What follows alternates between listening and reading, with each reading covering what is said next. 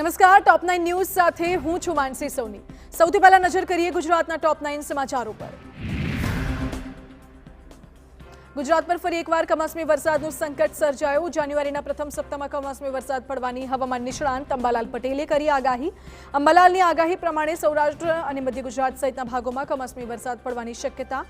અરબ સાગરમાં બની રહેલી સિસ્ટમના કારણે કમોસમી વરસાદ વરસી શકે છે, જે બાદ રાજ્યમાં ઠંડીનું જોર પણ વધશે।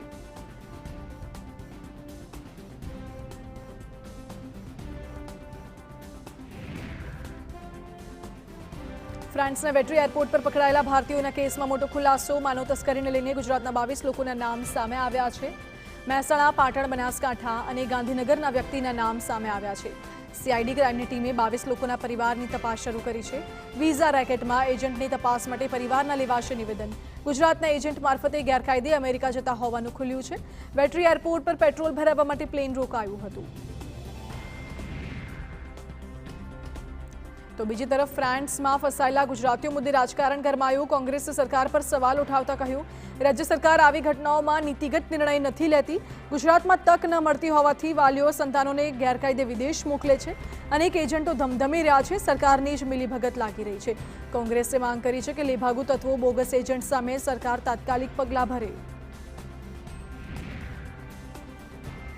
ગાંધીનગર ગિફ્ટ સિટીમાં લીકર પરમિશન મુદ્દે ગૃહ રાજ્યપ્રધાન હર્ષ સંઘવીએ કહ્યું, લીકર પરમિટને લઈને ટૂંક સમયમાં માર્ગદર્શિકા જાહેર થશે।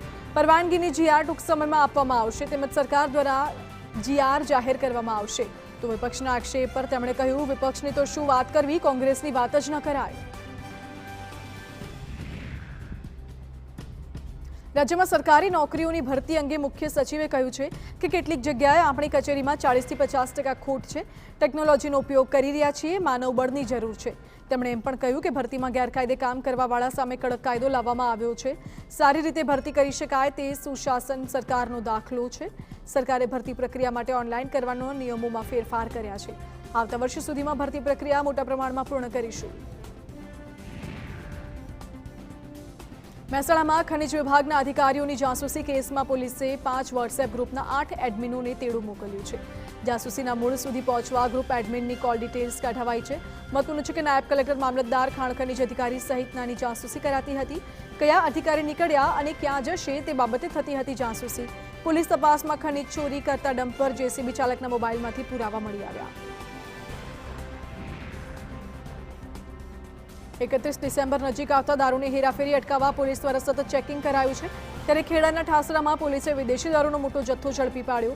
ઠાસરાના વમાલી ગામમાં પોલીસે ગેસના ટેન્કરમાંથી ₹58 લાખના વિદેશી દારૂના 1222 બોક્સ જપ્ત કર્યા છે।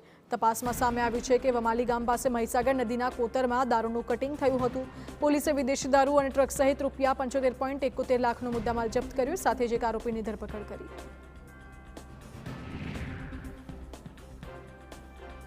બનાસકાંઠાના દિયોદર માર્કેટ યાર્ડમાં ચોરીની ઘટના સામે આવી, જ્યાં તસ્કરોએ ગત મોડી રાત્રે 7 દુકાનોના તાળા તોડી ચોરીની ઘટનાને અંજામ આપ્યો। જેમાં માર્કેટ યાર્ડના ડિરેક્ટર અને દિયોદરના કોંગ્રેસના પૂર્વ ધારાસભ્યના પુત્રની દુકાનના તાળા પણ તૂટ્યા।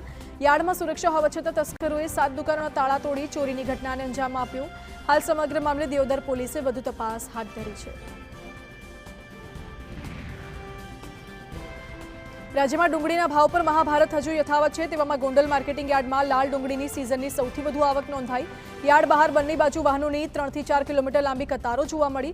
ડુંગળીની નિકાસબંધીને લઈને ડુંગળીના ભાવ તળિયે પહોંચ્યા। યાર્ડમાં હરાજીમાં 20 કિલોના ભાવ ₹100 થી ₹300 સુધીના બોલાયા।